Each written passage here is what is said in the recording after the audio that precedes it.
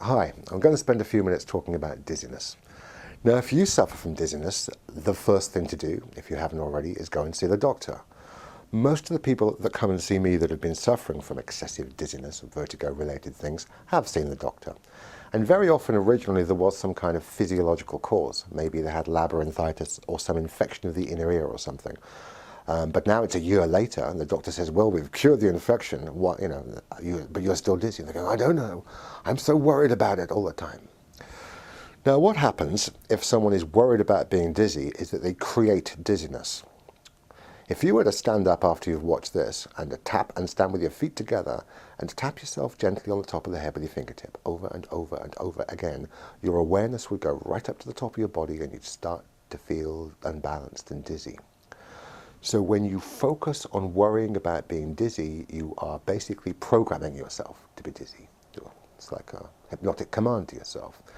So what I do is I train the person not to worry about being dizzy. But I do it not by training them not to worry about it so much as training them to be physically more centered. There are some physical awareness techniques combined with some brilliant breathing techniques, which when combined automatically train the person to be more centered and more balanced and more in control. When you combine that kind of approach with proven techniques that simply do work to make people more balanced, with NLP techniques to get them to control their imagination, to begin to imagine feeling more centered in the future, with hypnotic techniques that neutralize the fears and automatically and more unconsciously get the person to feel more in control and comfortable, then you find that you'll stop being dizzy and you'll be more balanced, and that'll be that.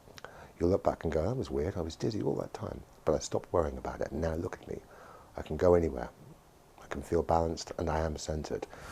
So I've seen extreme cases of this. I've seen people walking up the street, having to hold on to the buildings to get to my office, who a week later walked in like Tai Chi masters.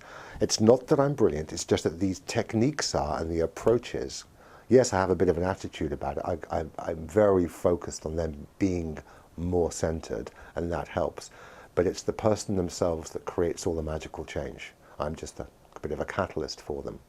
So do get in touch, because with problems like this, where the problem is anxious related or anxiety related, which these things often are, you neutralize the anxiety, you train the person to be more centered physiologically inside themselves, and get them to imagine being more comfortable, and lo and behold, you will be.